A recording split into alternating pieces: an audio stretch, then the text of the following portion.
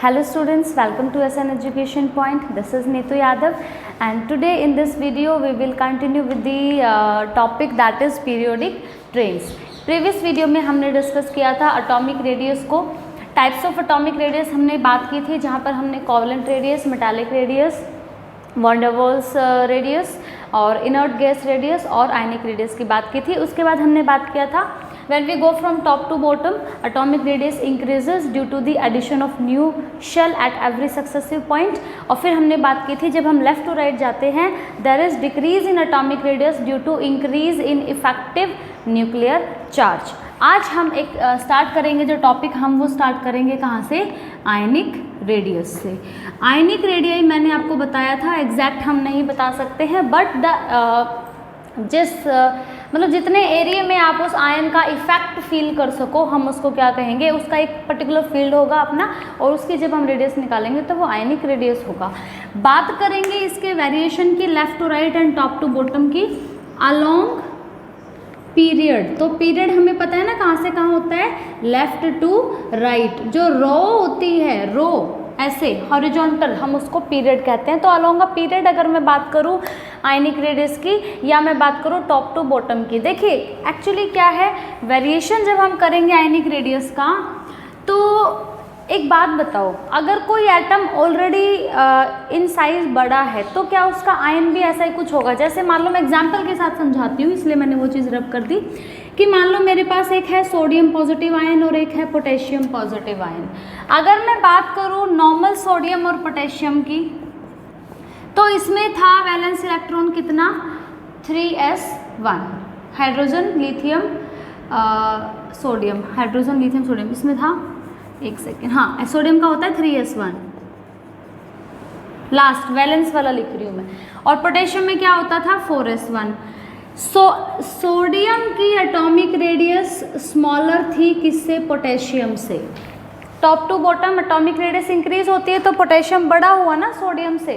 अब अगर मैं कंपेयर करूं Na पॉजिटिव और K पॉजिटिव को, देखो बेटा ध्यान देना दोनों पे चार्ज सेम है, दोनों का एक एक इलेक्ट्रॉन बाहर गया है तो इनके आयनिक रेडियस पर क्या फर्क पड़ा होगा. जो ऑलरेडी एटॉमिक साइज बड़ा था वो अभी भी बड़ा ही रहा होगा.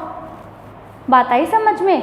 टॉप टू बॉटम अगर एटॉमिक रेडियस बढ़ रही है तो ऑब्वियस सी बात है आयनिक रेडियस भी बढ़ेगी. क्यों, क्योंकि वैलेंसी यानी कि चार्ज दोनों की वैलेंसी 1 थी, दोनों के ऊपर +1 चार्ज आना है तो नंबर ऑफ इलेक्ट्रॉन्स में बहुत ज़्यादा ऐसे अंतर नहीं आया, दोनों के एक एक इलेक्ट्रॉन गए हैं. तो जो ऑलरेडी एटम बड़ा था वो अभी भी क्या रहेगा, बड़ा रहेगा.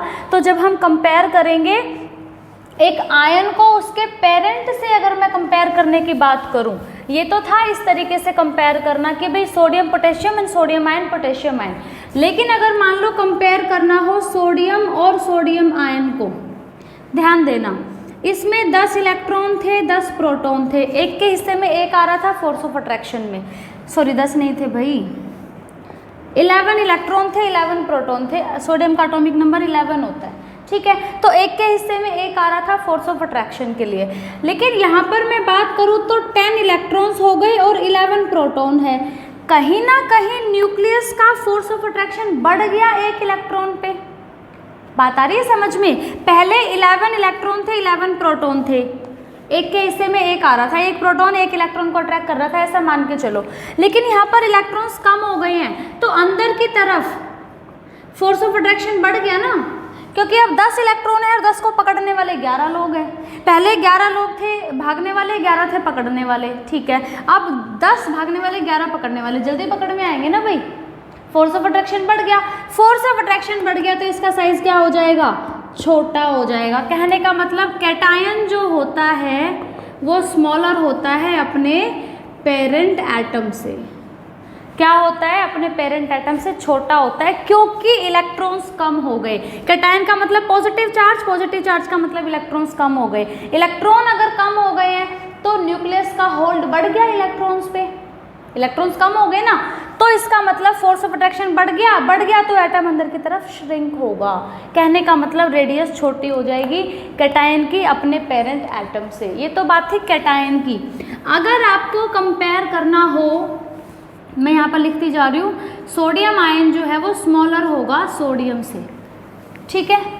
अगर दूसरी चीज़ मैंने कंपेयर किसकी करनी है, एनायन की। भी आयन दो तरीके के होते हैं, पॉजिटिव आयन हो या नेगेटिव आयन हो। पॉजिटिव वाले को कैटायन कहते हैं, नेगेटिव वाले को एनायन कहते हैं। और दूसरी तरफ पेरेंट एटम है। चलो इसको भी कंपेयर कर लो, बट आई होप आप खुद ही समझ गए होंगे। मान लो एक तरफ क्लोरीन है और एक तरफ क्लोरीन नेगेटिव आयन है। इसमें 17 इलेक्ट्रॉन थे, 17 प्रोटॉन थे, इक्वल इन नंबर, एक के हिस्से में एक आ रहा है। लेकिन यहाँ पर 18 इलेक्ट्रॉन हो गए और 17 प्रोटॉन है। अब की बार भागने वाले ज़्यादा है, पकड़ने वाले कम है, तो ये जीत गए ना। कहने का मतलब दूर, न्यूक्लियस से दूर हो गए। इफेक्टिव न्यूक्लियर चार्ज जो है वो कम हो गया by the nucleus on the electron. इसका मतलब क्लोराइड आयन बड़ा है इन साइज। आई थिंक बात समझ आ गई होगी। सोडियम के केस में हमने कहा 11 इलेक्ट्रॉन थे, 11 प्रोटॉन थे, और इस तरफ उल्टा लिख रही हूँ मैं, 10 इलेक्ट्रॉन थे और इस तरफ 11 इलेक्ट्रॉन थे और 11 क्या थे, प्रोटॉन थे। आई बात समझ में। जब इलेक्ट्रॉन्स कम हो जाए तो न्यूक्लियस की पकड़ ज़्यादा हो जाएगी, और अगर इलेक्ट्रॉन्स ज़्यादा हो जाए तो न्यूक्लियस वीक पड़ जाएगा। न्यूक्लियस अगर वीक हो गया, कहने का मतलब इलेक्ट्रॉन्स जो है वो बाहर की तरफ हो गए, रेडियस बढ़ गया। लेकिन अगर न्यूक्लियस का होल्ड बड़ा हो गया है, ज़्यादा है, न्यूक्लियस ज़्यादा स्ट्रॉन्गली अट्रैक्ट कर रहा है, तो एटम छोटा हो गया। तो आप ये चीज़ ज़रूर याद कर रखेंगे, कैटायन जो होते हैं वो पेरेंट एटम से छोटे होते हैं और एनायन जो होते हैं वो पेरेंट एटम से बड़े होते हैं। एक और चीज़ मैग्नीट्यूड पे भी डिपेंड करेगा। एक और चीज़ मैं आपको बताती हूँ, more the positive charge, example से समझाती हूँ, समझ लेना। मान लो मेरे पास है sodium positive, magnesium 2 positive, aluminium 3 positive. इन तीनों को कंपेयर करना है। आइसो इलेक्ट्रॉनिक है तीनों, इसमें भी 10 इलेक्ट्रॉन है, इसमें भी 10 इलेक्ट्रॉन है और इसमें भी क्या है, 10 इलेक्ट्रॉन है। अब कंपेयर करना है किसको, साइज को। जितना ज़्यादा पॉजिटिव चार्ज होगा उतना ही छोटा क्या होगा, साइज होगा। तो जब मैं इनको कंपेयर करूंगी तो एल्यूमिनियम 3 पॉजिटिव सबसे स्मॉलेस्ट रहेगा, उसके बाद मैग्नीशियम और उसके बाद सोडियम आयन। जितना ज़्यादा पॉजिटिव उतना ही छोटा रेडियस रहेगा, ठीक है। और एनायंस की मैं बात करूँ तो उल्टा हो जाएगा। जैसे मान लो एक तो मैं बात करूँ F नेगेटिव, एक मेरे पास O2 नेगेटिव और एक N3 नेगेटिव। तो जितना ज़्यादा नेगेटिव उतना ही बड़ा साइज होगा। तो F नेगेटिव, उसके बाद O2 नेगेटिव, उसके बाद N3 नेगेटिव। आई होप समझ आया होगा।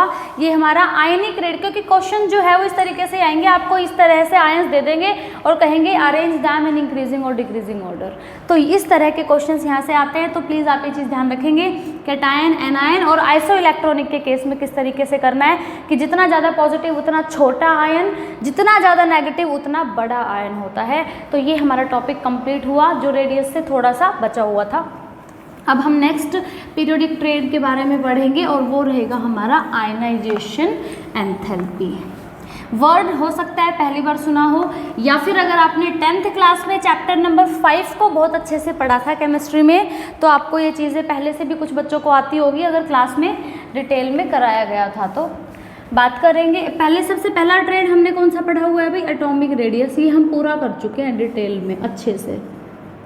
दूसरा जो हम कर रहे हैं डिस्कस वो अभी क्या है, आयनाइजेशन एंथैल्पी कह लो या एनर्जी कह लो या पोटेंशियल कह लो, एक ही बात है, ठीक है। सबसे पहले इस टर्म को समझेंगे होता क्या है। आयनाइजेशन एंथैल्पी, एक आयन है, एक एटम है, उसको आयन में कन्वर्ट करना है मेटल के केस में। जैसे मान लो मेरे पास सोडियम है, एटॉमिक नंबर 11, 281, एक वैलेंस इलेक्ट्रॉन है। इस वैलेंस इलेक्ट्रॉन को क्या कराना है, रिमूव कराना है। क्या कराना है, रिमूव। अब रिमूव कराना है तो क्या चाहिए, energy required. This energy is ionisation enthalpy. Definition proper क्या होगी, the minimum amount of energy that is required to remove this most loosely. Most loosely क्यों कह रहे हैं, क्योंकि सबसे आउटर मोस्ट में प्रेजेंट है ये। The minimum amount of energy required to remove the most loosely bounded electron from isolated gaseous atom. Isolated gaseous atom in ground state. Excited state भी नहीं होनी चाहिए, ये चीज़। आइसोलेटेड का मतलब एक ही एटम होना चाहिए, ऐसा नहीं कि मान लो हाइड्रोजन से इलेक्ट्रॉन निकालना है तो आप सोचो कि मैं H2 में से निकालूंगा, नहीं। आइसोलेटेड का मतलब होता है अकेला एक एटम।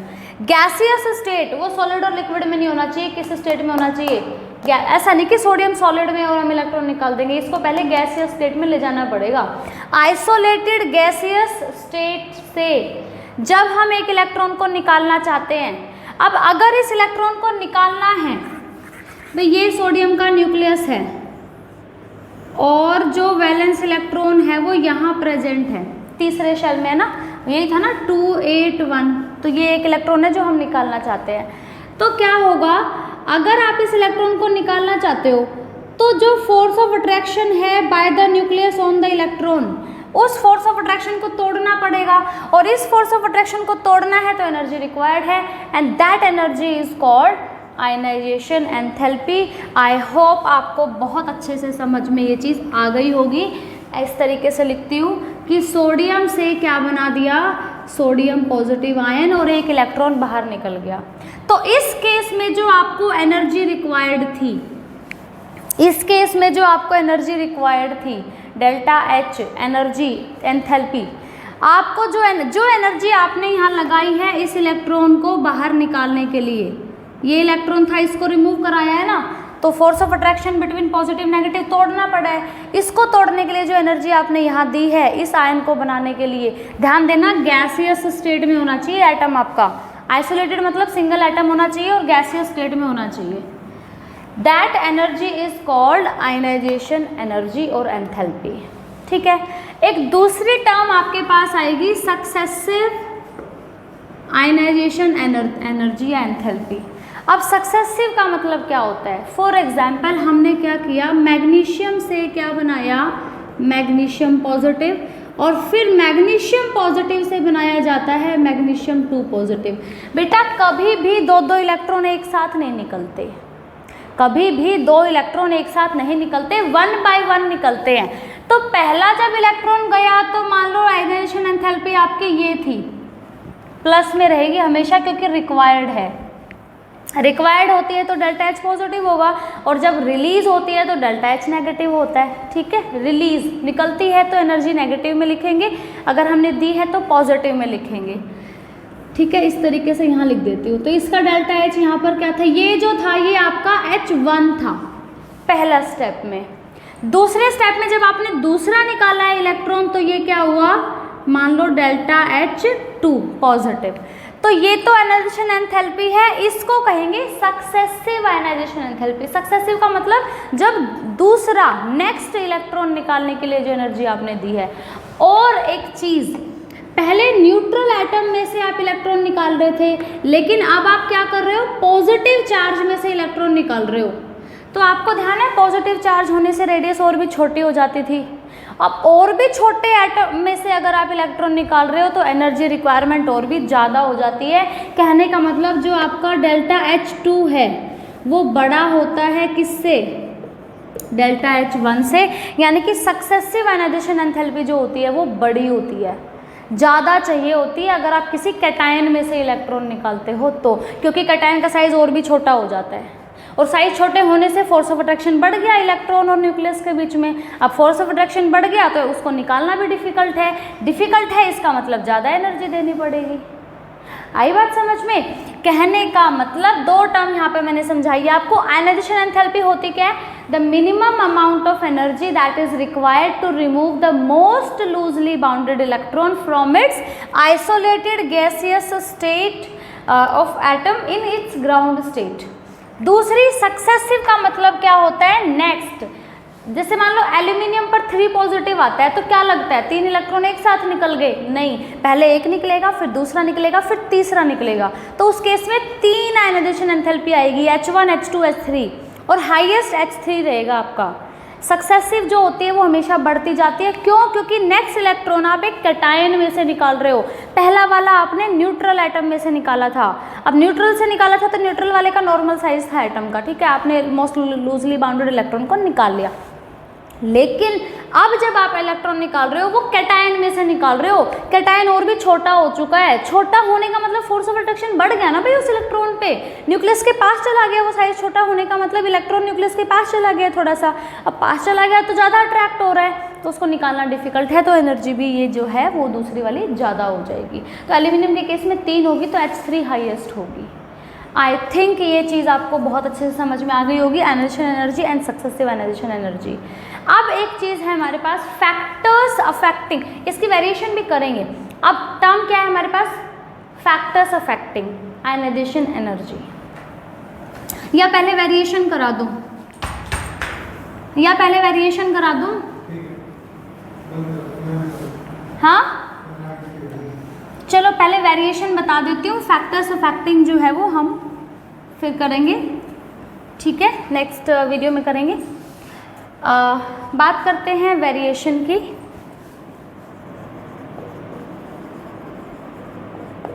वेरिएशन अलोंग, अब अलोंग में आपके पास एक बार बात करेंगे किसकी, पीरियड की, और एक बार बात करेंगे ग्रुप की, ठीक है।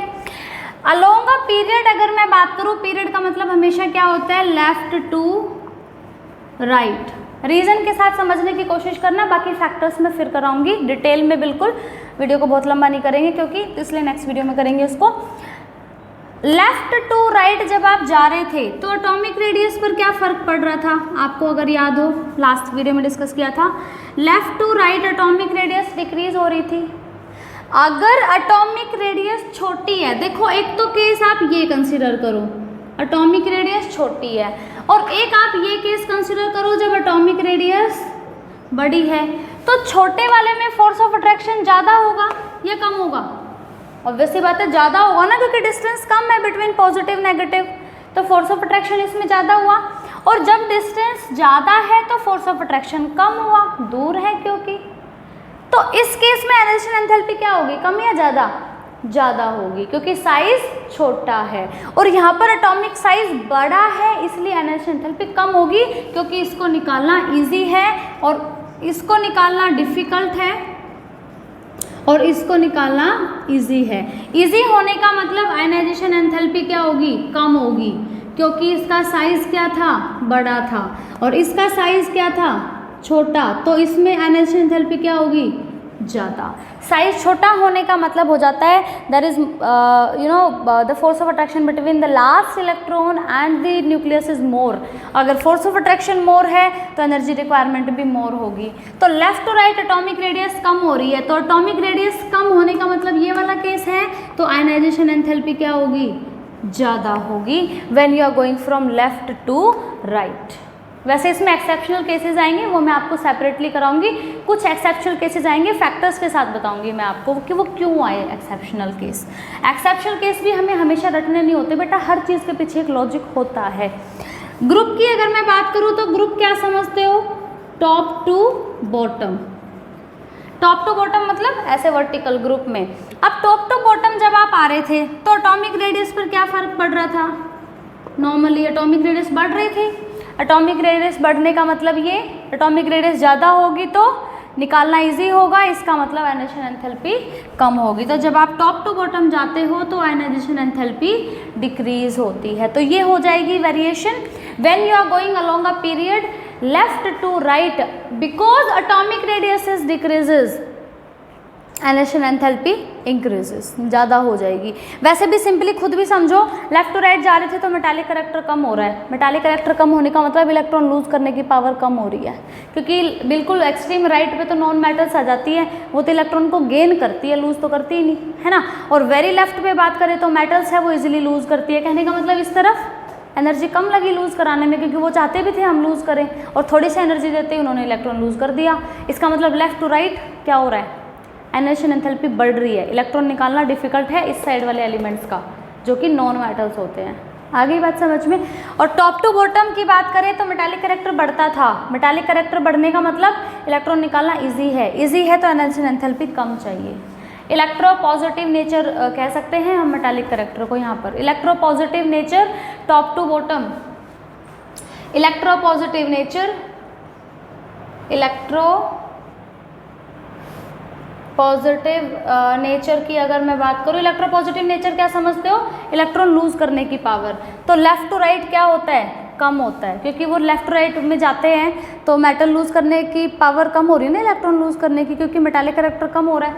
और अगर मैं बात करूँ इस इधर इलेक्ट्रोपॉजिटिव नेचर की, मैंने पॉजिटिव ऐसे लिख दिया और शॉर्ट में ले लेते हैं इलेक्ट्रोपॉजिटिव नेचर जो है वो टॉप टू बॉटम बढ़ता है। तो सीजियम जो हमारी बहुत अच्छी मेटल है, टॉप टू बॉटम आते हैं। तो फर्स्ट ग्रुप में आप देखोगे सीजियम है ना।